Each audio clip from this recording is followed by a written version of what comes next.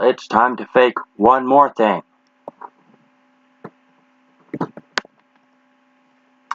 And this thing we're faking is particles. Yes, I know. Godot game engine has particle emitter. Why you no use particle emitter? And that's a good question, but first of all, I wanted to see if I could fake the particle system, or a particle system. Two, a lot of these ideas came actually from Blender, except for, the tree shadows. And it's actually based on the Brain Faker, because Blender does not have an in-game engine particle system, as far as I know. But you have a bunch of objects, they're flying through the air, they're throwing out particles. And depending on what hardware you have, it could slow things down. Now, of course, I have okay hardware.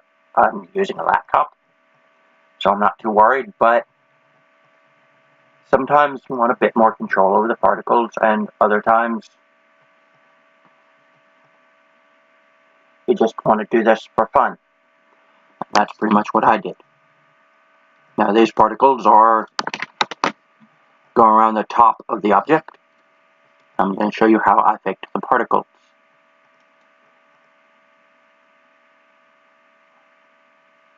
Fascinating. Anyway, in this particle faker scene, I pretty much just have the directional light in the camera, which is not necessary unless you want to see the actual particles. And we have a mesh instance named particles with a script on it. And we have four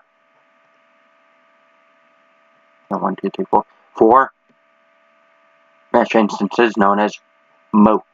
They're in the center of the particles, but I could make these motes a child of something else. In fact, let's do that. Let's completely try to break this, just to show you guys.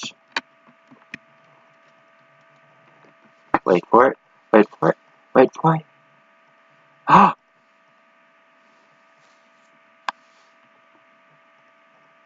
That sometimes I do think ahead. Or, if it's a female, I think of their behind. Okay, that was uncalled for.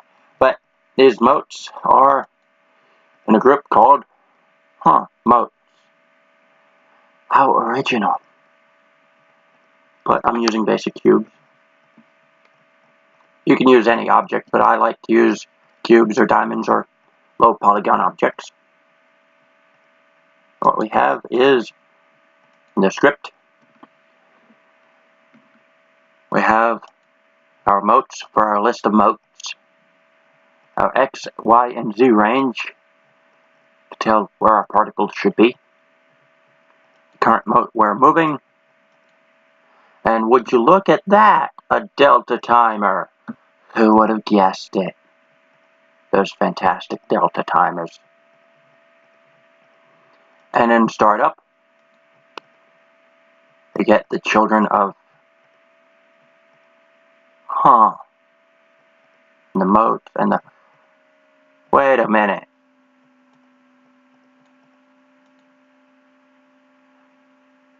As far as I know, Godot3 does not have any way to get children recursive or get recursive children. Well, thankfully,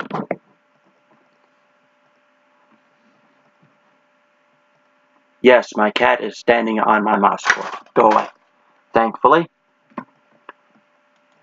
I've written a couple of small functions to handle that. Function get recursive children node, and we get a child list, and we add it the node that we've passed it, and then we set our index, and while the index is less than the child list dot size, We get the child lists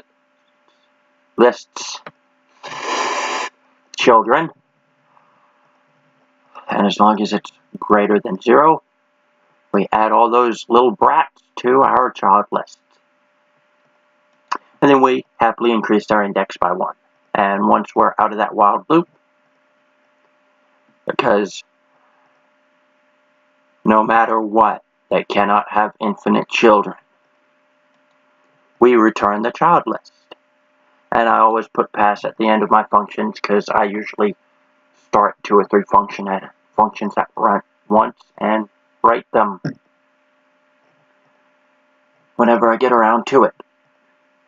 Have you ever gotten around to it? They're fascinating. Now this, we get the grouped nodes. We give it a list of nodes, and we get it a group to look for. And we get a blank list of nodes. And we run through the node list. And if that particular node is in the group that we're looking for, we add it to our list of nodes, named nodes. Wow, I'm so original today. And we return the nodes. So this not only gets us our recursive children, recurse those lousy children, we also get everyone in a specific group. So that in our particles script, we can get all the children, and then get everyone in a specific group. Now, the reason why I did this is in case you have several objects making particles, and you don't really want them all to get each other's particles. I mean, you can put them all into different groups, but then you have to write a whole bunch of different scripts in your particle setups, and that's not fun. Now, this is a nice idea to modify for any game engine that does not have a particle system, or if you just don't want to use Godot's particle system for whatever reason. I'm not here to judge. Well, not that, anyways. And we get our shuffle function. And now the reason why I'm doing for I in range 5 is, well, it doesn't matter. We only have 4 motes. But I don't like using really long lists or having really long for loops, because looping through really long lists or print statements, or heaven forbid, a combination of both, will kill your frame rate. Yes, it's terrible. And we used a randomizer function to make sure everything stays random. And we get new x, new y, and new z positions by taking ran range and giving it our x, y, and z ranges. And you have to get the range index 0 and range index 1. You can't just give it a list, otherwise it tells you it's expecting more. All these functions, always expecting so much from me.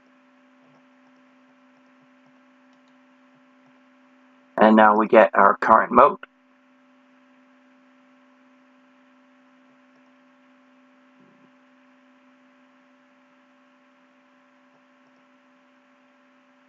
Oh, yeah. We get our mote by the index of the current mote, and we set its translation to the new x, new y, and new z.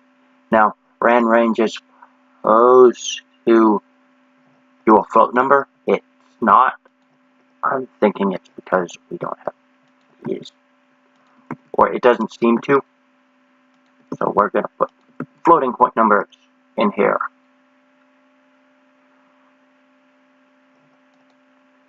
And we increase our current mote indexed by 1. And if it's greater than or equal to the size of our list of motes, we set it back to 0.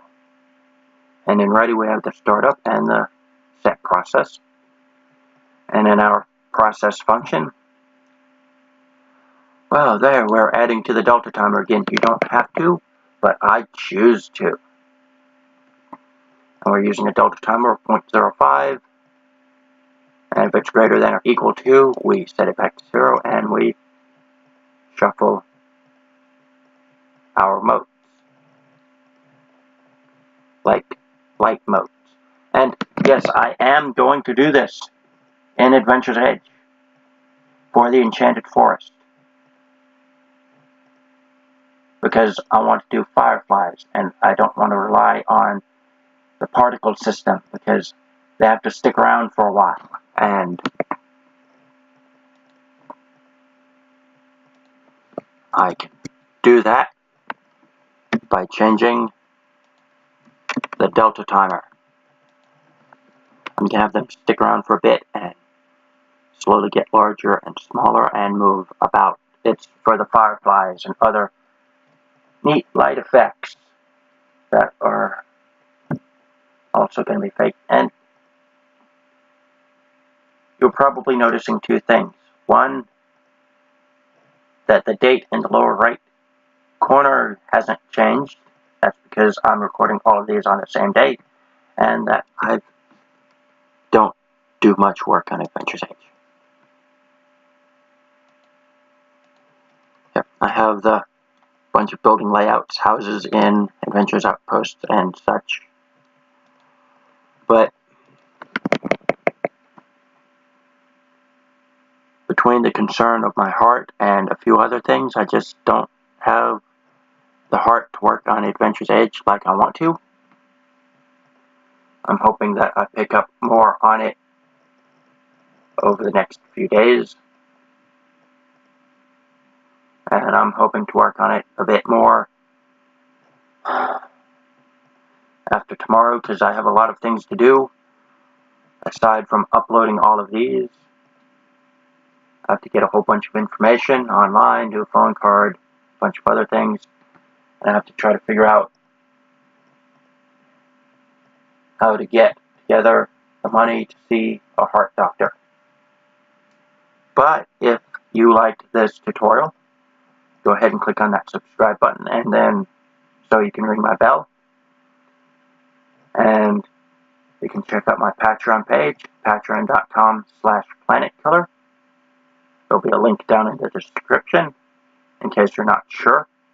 You know, in case you want to make sure you get to the correct website and not some Chinese facsimile.